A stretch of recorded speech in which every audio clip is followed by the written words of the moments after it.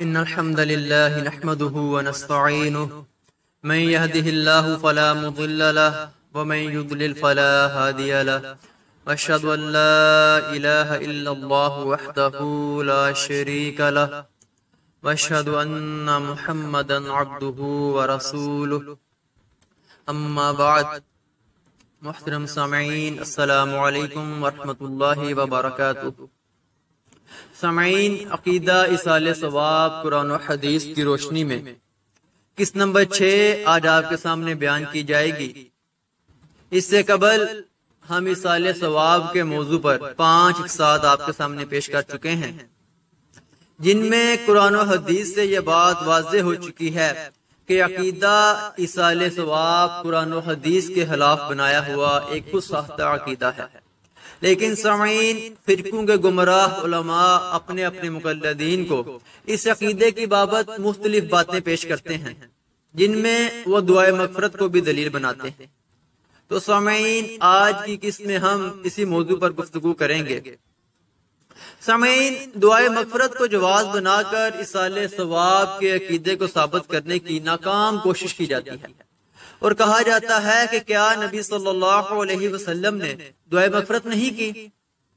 اگر کسی کا عمل کسی کے کام نہیں آتا تو پھر حدیث میں کیسے بیان کر دیا گیا کہ دعائے مغفرت کی وجہ سے میت کے عذاب میں کمی کر دی جاتی ہے یا اس کے درجات بڑھا دیے جاتے ہیں؟ سامعین، قرآن مجید میں جہاں اللہ تعالیٰ نے مومنوں کو ان کے نیک اعمال کے بدلے جزا کی خوشخبری سنائی ہے، وہاں پہ یہ بھی بتایا گیا ہے کہ ان سے سرزد ہونے والے گناہوں کو اللہ تعالیٰ جس حد تک چاہے گا معاف فرما دے گا۔ سورہ طٰہٰ آیت نمبر 82 میں اللہ تعالیٰ کا ارشاد ہے، اعوذ باللہ من الشیطان الرجیم وَإِنِّي لَغَفَّارٌ لِّمَن تَابَ وَآمَنَ وَعَمِلَ صَالِحًا ثُمَّ اهْتَدَىٰ، اور میں بہت درگزر اور مغفرت فرمانے والا ہوں ان لوگوں کے لیے جنہوں نے توبہ کی اور ایمان لائے اور نیک عمل کیے اور سیدھی راہ پر چلتے رہے۔ اسی طرح سورہ حج آیت نمبر 50 میں مزید فرمایا، فَالَّذِينَ آمَنُوا وَعَمِلُوا الصَّالِحَاتِ، جو لوگ ایمان لائے اور نیک کام کرتے رہے، لَهُم مَغْفِرَةٌ وَرِزْقٌ كَرِيمٌ، ان کے لیے بخشش اور عزت کی روزی ہے۔ ایسے ہی سورہ ملک میں اللہ تعالیٰ نے ارشاد فرمایا، ان الذین یخشون ربہم بالغیب، بے شک جو لوگ اپنے رب سے بن دیکھے ڈرتے ہیں، لہم مغفرۃ واجر کبیر، ان کے لیے مغفرت اور اجر عظیم ہے۔ اسی طرح سامعین، سورہ محمد میں بھی اللہ تعالیٰ نے ارشاد فرمایا، فاعلم انہ لا الہ الا اللہ، پس جان رکھو کہ اللہ کے سوا کوئی الہ نہیں، وَاسْتَغْفِرْ لِذَنْبِكَ وَلِلْمُؤْمِنِينَ وَالْمُؤْمِنَاتِ، اور اپنی خطاؤں کی معافی مانگو اور مومن مردوں اور مومن عورتوں کے لیے بھی۔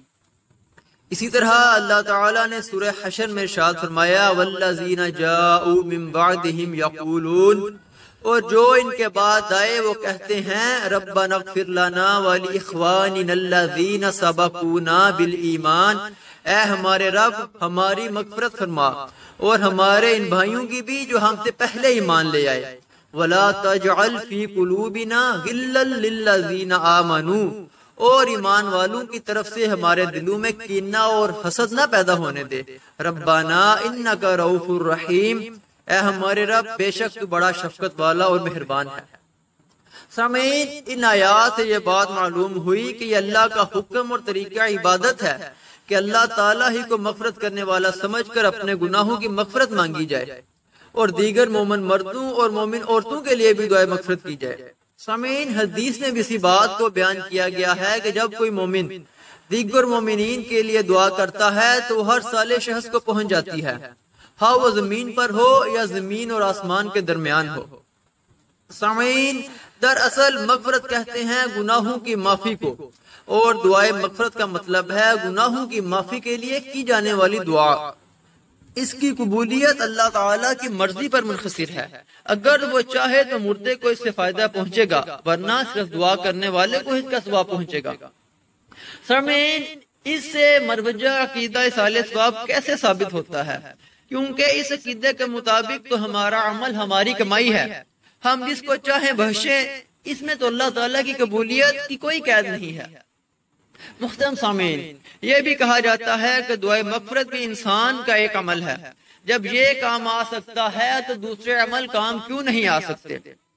تو سامعین، اس سلسلے میں ہماری عرض یہ ہے کہ ہم صرف اور صرف اسی بات کے مکلف اور پابند ہیں جس کی تعلیم ہمیں شریعت دیتی ہے۔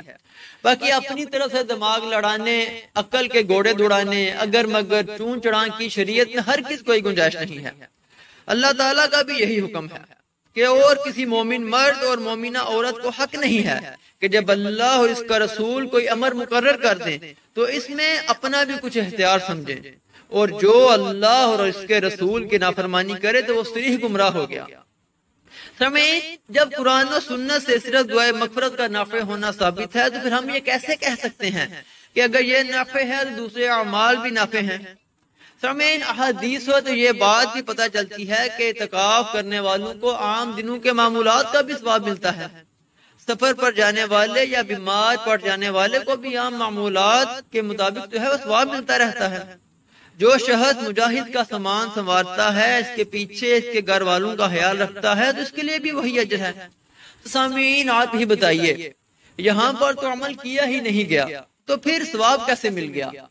دراصل سامعین، ثواب اس کی نیت، اس کے ارادے اور خشوع و خضوع کو دیکھتے ہوئے دیا گیا ہے، جبکہ منوجہ طریقہ ایصال ثواب جن میں لوگوں کو ثواب پہنچانے کی کوشش کی جاتی ہے، اس میں افراد کی نیت، ان کے خشوع و خضوع، ان کے ارادے کا کوئی عمل دخل نہیں ہوتا۔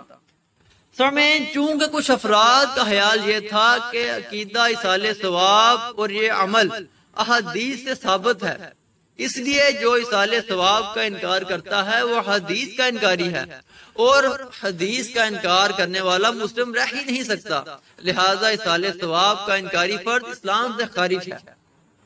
اس لیے سامعین، ہم نے اس معاملے میں پوری کوشش کی ہے کہ اس بارے میں قرآن و حدیث کا متفقہ عقیدہ بما حوالہ جات آپ کے سامنے رکھ دیں، تاکہ حدیث کا نام لے کر جس طرح اس باطل عقیدے کو ثابت کرنے کی کوشش کی جاتی ہے، اس کی حقیقت واضح ہو جائے۔ اب سامعین، دونوں باتیں آپ کے سامنے آ گئی ہیں۔ ایک طرف تو اللہ تعالیٰ کا بھیجا ہوا دین ہے، اور دوسری طرف جو کچھ ہے وہ بھی آپ کے سامنے ہے۔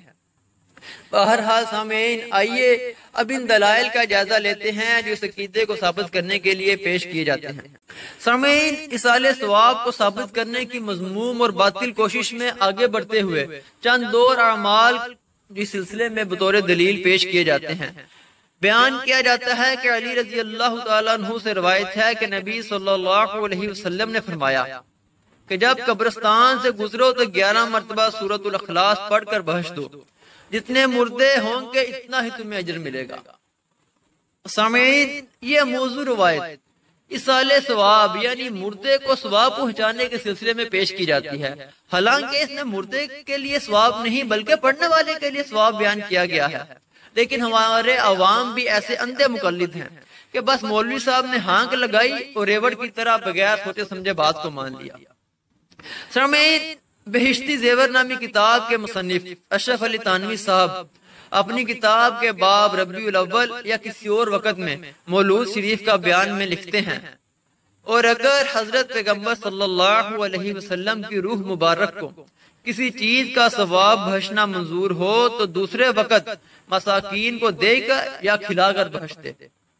ایک دوسرے باب شب برات کا حلوہ میں تحریر کیا ہے، تو اگر اس تاریخ میں مردوں کو کچھ بخش دیا کرے، چاہے قرآن شریف پڑھ کر، چاہے کھانا کھلا کر، چاہے ویسے ہی دعائیں بخش دے، تو یہ اس طریقہ سنت کے عین موافق ہے۔ سامعین، حقیقت تو یہ ہے کہ اس قسم کی کوئی بات سنت سے ثابت نہیں۔ نبی صلی اللہ علیہ وسلم سے قبرستان جانا یعنی قبروں کی زیارت کرنے کا مقصد دنیا سے بے رغبتی پیدا کرنا اور آخرت کی یاد کرنا جو ہے وہ بتایا گیا ہے۔ سنن ابن ماجہ کتاب الجنائز، سنن نسائی کتاب سنن ابی داؤد میں یہ حدیث موجود ہیں۔ نسائی کی ایک اور روایت میں تو یہ بھی آیا ہے کہ یہ موت کی یاد دلاتی ہیں۔ اس کا اندازہ سامعین قبرستان میں پڑھی جانے والی دعا سے بھی ہوتا ہے۔ صحیح مسلم کتاب الجنائز میں ہے کہ نبی صلی اللہ علیہ وسلم نے قبرستان میں پڑھنے کے لیے یہ دعا سکھائی: السلام علی اہل الدیار المؤمنین والمسلمین، اے ان گھروں کے رہنے والے مومنوں اور مسلموں تم پر سلامتی ہو، وَإِنَّا إِنشَاءَ اللَّهُ بِكُمْ لَلَاحِقُونَ، بے شک اگر اللہ نے چاہا تو ہم تم سے مل جانے والے ہیں. نسأل لنا ولکم العافیہ، ہم اللہ سے تم اپنے لیے اور تمہارے لیے عافیت مانگتے ہیں. سامعین، نبی صلی اللہ علیہ وسلم نے اس بات کی تعلیم دی ہے کہ قبرستان جاؤ اور اس غرض سے جاؤ کہ تمہیں اپنا انجام یاد آئے. اس سے تمہارے اندر دنیا سے بے رغبتی پیدا ہوگی اور آخرت کی تیاری زیادہ سے زیادہ کرو گے. قبرستان کی جو دعا بتائی گئی ہے اس میں مردوں کے لیے بھی دعا ہے اور اپنے لیے بھی، اور حدیث سے ثابت یہی اعمال مسنون ہیں. فاتحہ، ختم شریف وغیرہ کے جو مروجات طریقے ہیں یہ لوگوں کے خود ساختہ عقیدے ہیں جن کا سنت نبوی صلی اللہ علیہ وسلم اور سارے صحابہ سے کوئی ثبوت ہمیں نہیں ملتا، اور ان کی سامعین حیثیت محض بدعت اور گمراہی کی ہے. بہشتی زیور کے مصنف کا شب برات کا حلوہ پکا کر بانٹنے، قرآن شریف پڑھ کر دعا مانگ کر مردے کو بخش دینے کو نبی صلی اللہ علیہ وسلم کی سنت کہنا سامعین نبی صلی اللہ علیہ وسلم پر تہمت اور بہتان لگانا ہے.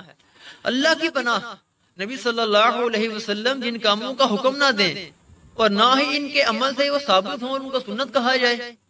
سامعین کیسا ایمان ہے ان لوگوں کا. مزید سامعین، قرآن و حدیث سے شب برات نامی کسی رات کا کوئی تصور ہمیں نہیں ملتا.